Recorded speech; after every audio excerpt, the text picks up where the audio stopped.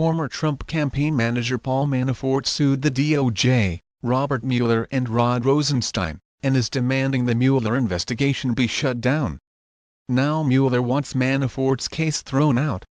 We have reported for months on the many criminal and corrupt actions taken by numerous parties related to the Mueller investigation. Mueller never should have taken on the job in the first place due to numerous conflicts.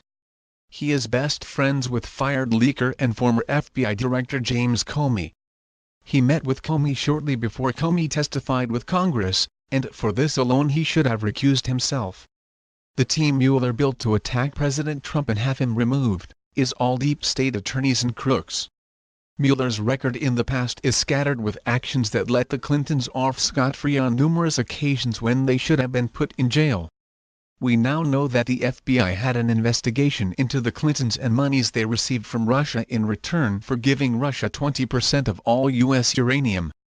Prior to the Obama administration approving the very controversial Uranium One deal in 2010 giving Russia 20% of America's uranium, the FBI had evidence that Russian nuclear industry officials were involved in bribery, kickbacks, extortion and money laundering in order to benefit Vladimir Putin. The FBI approved the deal anyway. We also know that Rosenstein and Mueller were the ones who allowed the Uranium One deal to go forward. This was the real Russia collusion story involving the U.S. government. We know that Mueller's team illegally obtained emails related to the Trump transition team, and these emails were protected under attorney-client privilege. Mueller and his entire team should have resigned after this. But perhaps one of the most damning aspects of the Mueller investigation is that it was not legal. The corrupt Mueller investigation is tasked with finding a crime that does not exist in the law. It is a legal impossibility. Mueller is being asked to do something that is manifestly unattainable. Fox News legal analyst Greg Jarrett stated in an article a couple of months ago the fact that the entire Mueller investigation is lawless. Jarrett argued that, shortly after the indictments against Papadopoulos and Manafort were unsealed, the media spirits were suddenly boosted when the special counsel revealed that a former advisor to Trump pleaded guilty to lying to the FBI about his contacts with a Russian national during his time on the Trump campaign. Surely this was evidence of illegal collusion, right? Wrong. George Papadopoulos pled guilty to a single charge of making a false statement to the FBI. He was not charged with so-called collusion because no such crime exists in American statutory law, except in antitrust matters. It has no application to elections and political campaigns. It is not a crime to talk to a Russian. Not that the media would ever understand that. They have never managed to point to a single statute that makes colluding with a foreign government in a political campaign a crime, likely because it does not exist in the criminal codes. Jarrett then turned his attention to corrupt Hillary. It is against the law for the Clinton campaign and the Democratic National Committee to funnel millions of dollars to a British spy and to Russian sources in order to obtain the infamous and discredited Trump dossier. The Federal Election Campaign Act 52 U.S.C. 30101 prohibits foreign nationals and governments from giving or receiving money in U.S. campaigns. It also prohibits the filing of false or misleading campaign reports to hide the true purpose of the money 52 U.S.C. 30121. This is what Clinton and the DNC appear to have done. Most often the penalty for violating this law is a fine, but in egregious cases, like this one, criminal prosecutions have been sought and convictions obtained. In this sense, it could be said that Hillary Clinton is the one who was conspiring with the Russians by breaking campaign finance laws with impunity. But that's not all. Damning new evidence appears to show that Clinton used her office as Secretary of State to confer benefits to Russia in exchange for millions of dollars in donations to her foundation and cash to her husband. Secret recordings, intercepted emails, financial records, and eyewitness accounts allegedly show that Russian nuclear officials enriched the Clintons at the very time Hillary presided over a governing body which unanimously approved the sale of 1/5 of America's uranium supply to Russia. If this proves to be a corrupt paid-to-play scheme, it would constitute a myriad of crimes, including bribery 18 U.S.C. 201b, mail fraud 18 U.S.C. 1341, and wire fraud 18 U.S.C. 1343.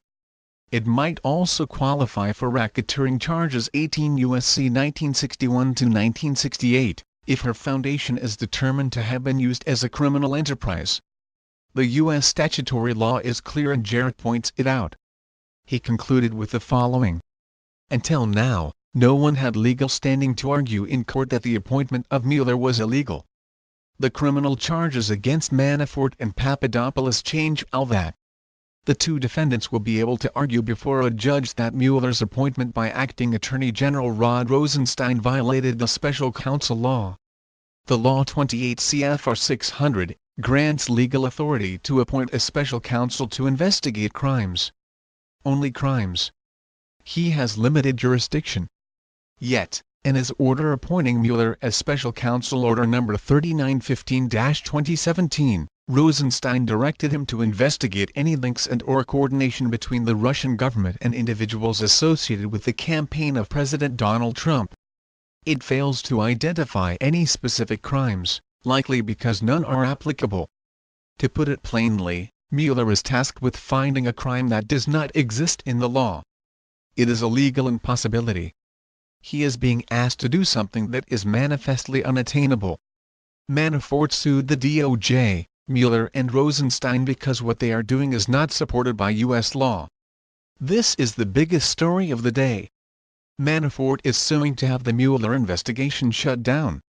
Manafort's case argues in paragraph 33 that the special counsel put in place by crook Rosenstein gave crooked and criminal Mueller powers that are not permitted by law. But paragraph B, E of the appointment order purports to grant Mr. Mueller further authority to investigate and prosecute any matters that arose or may arise directly from the investigation. That grant of authority is not authorized by DOJ's special counsel regulations. It is not a specific factual statement of the matter to be investigated. Nor is it an ancillary power to address efforts to impede or obstruct investigation under 28 CFR 600.4a. On February 3, 2018, Mueller quietly petitioned the court to throw out Manafort's case. Corrupt Rod Rosenstein, noted recently as one individual who signed off on the FISA memos to spy on President Trump, came to corrupt bad cop Mueller's aid.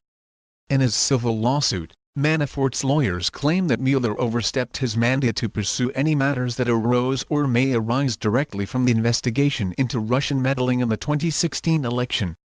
Manafort claimed that Mueller's team improperly interpreted their authority as giving them carte blanche to pursue crimes beyond Russian collusion. But in the filing on Friday, prosecutors cited the December 13 congressional testimony of Deputy Attorney General Rod Rosenstein, who oversees Mueller's work because Attorney General Jeff Sessions recused himself. I am properly exercising my oversight responsibilities, and so I can assure you that the special counsel is conducting himself consistently with our understanding about the scope of his investigation, Rosenstein testified. Mueller's prosecutors attached a transcript of Rosenstein's testimony to the House Judiciary Committee. What an absolute crock from the two most corrupt members of the deep state. Manafort's case shouldn't be thrown out, it should be moved up. The country's destiny depends on corrupt Mueller's investigation to be shut down and Mueller and his deep state cronies thrown in jail. If Manafort wins this case, which it appears according to the law he will, the entire Mueller investigation would be deemed illegal, which it is. It would have to be shut down, which it should be. The president's team should petition to move Manafort's case up to get this mess over with so we can begin using all our efforts to bring Mueller and the deep state to justice and to jail.